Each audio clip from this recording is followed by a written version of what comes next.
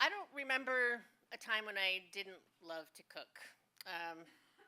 It's my suspicion that when I was in utero, my mother, who absolutely and openly hated cooking, prayed for me to be born a cook like her granny was. And I bet she prayed every day of those 9 and some months in between cigarette breaks. And when I was old enough to be sit up in a high chair, she probably placed me to face the stove and a stack of cookbooks just to extra charm my future as a kitchen witch. And it worked. Because as soon as I could stand on a chair and hold a spatula, I wanted to cook. And my mother let me every time I showed the slightest interest. She gave me a few tips and then gave me free reign of the kitchen. Those early days of culinary exploration were a little dicey. I was a bit of an accidental arsonist. You know, I was really good at inventing concoctions, wrapping them carefully up in foil, putting them in our quaint little toaster oven. But I was less talented at remembering that food, with prolonged and unattended exposure to heat, can result in a catastrophe.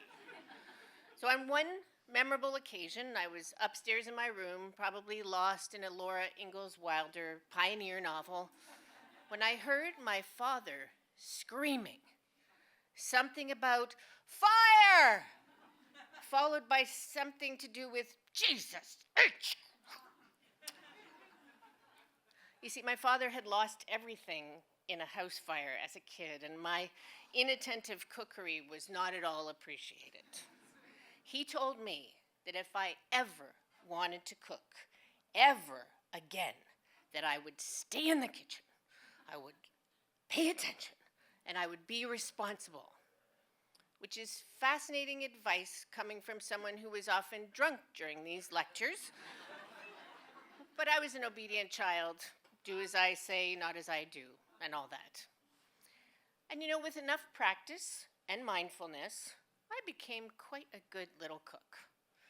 Now, at the age of 11, I had not yet heard the feminist warning, there are two things a girl should never learn to do, cook or type.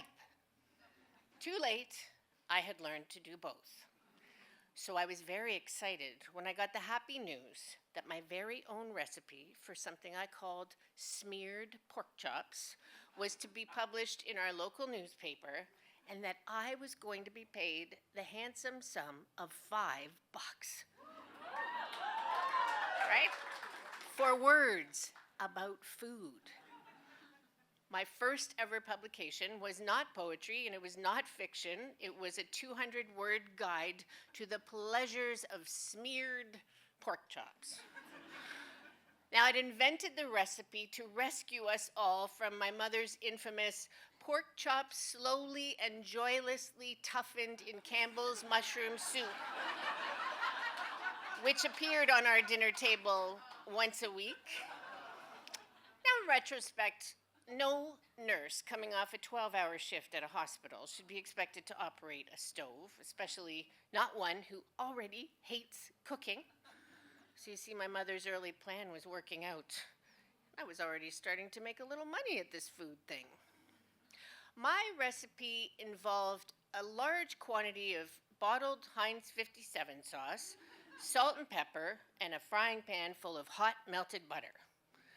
Now, before I learned what the term deglazing meant, I advised aspiring cooks to toss a little hot water in the pan as each of the pork chops were seared on either side, slam a lid on it, and remove from heat. These kinds of killer instincts cannot be taught. I did learn the art of pot lid slamming from my mother. Pair tender pork chops with potatoes, mashed with all the repressed rage of an eldest daughter, perfectionist, unhappy wife, and serve. I continued to type stories, and I continued to cook, and all of a sudden, I was an adult. One who found her way into restaurant work as a way to support her writing habit. Fine dining bistros, pubs, sandwich joints. I gained skills, and I learned things about restaurants that Anthony Bourdain has already warned you about. And then, later on, I joined that elite group of crazy people and bought my own restaurant. I mean, what faster way is there to get rid of an inheritance? But you know, I loved so many things about owning my own restaurant. Watching the faces of the appreciative diners as they tasted the food that I made in our open concept dining room. Overseeing a hilarious and hardworking staff of teenage girls in our hectic tourist region. I even liked being an overworked small business owner in the community. But the nightmare of running your own restaurant, aside from the hellaciously long hours, is paperwork. I soon found out I am a cooker, not a mather. And I was writing less and less. Now, in her second chance life with my stepfather, my mother suddenly announced that she loved cooking, and she kept up that facade for as long as one can until the pot lids start slamming again. The meat-centric kitchen was her domain, though. Competitors not welcome. We will not talk about the potluck Christmas where my plant-based, healthy dishes were more popular and everybody asked me for my recipes. You see, our relationship was no longer revolving around my desire to please her round the clock. I had become impossible to control, a fan of foreign, spicy foods, at high risk of becoming a vegetarian on top of everything else. I wrote and published a book of short stories that linked food and sex and violence against women. We were as far from a pork chop recipe as you can get now. While my mother was proud to have a published author in the family, it was getting harder to brag about a daughter who celebrated suburban bondage and something called carnal queer gluttony and restaurant kinks and patricide by poisoning, all in print for all to see. This is probably not why she bought me that typewriter long ago. She read the book, and I waited for a fairly lengthy interval when I finally broke down and said, "Mom, what did you think of the book?" And she said, very tersely, "That must have been very cathartic." Which is British for "you have embarrassed me." Years on, when my mother was navigating later stage Parkinson's and dementia, I would go over to their house to give my stepfather a little relief from caregiving on Saturdays. And I arrived at 4 a.m., and at 7 a.m. my mother announced she was hungry. I usually made the same thing every week because the fridge was often empty of all but milk and eggs. My exhausted stepfather had taken to ordering in on weekends.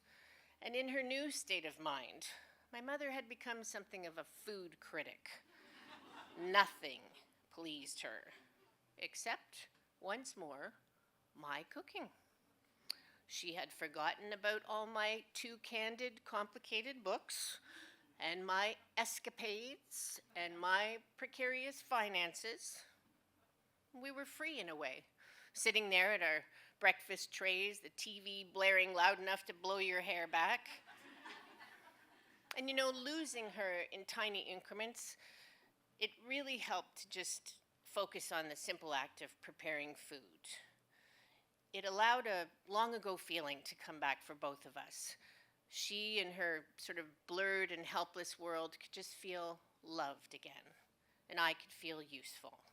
And we were back to fighting a thing together again. "You make the best French toast," she'd say after 2 or 3 bites. Speech had become a struggle, but those words always sailed out with ease. She had forgotten that it was she who, decades before, had taught me that cinnamon French toast with syrup served with love, was everything.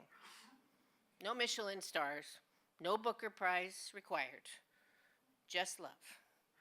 And for God's sake, warm up the syrup. We are not those people.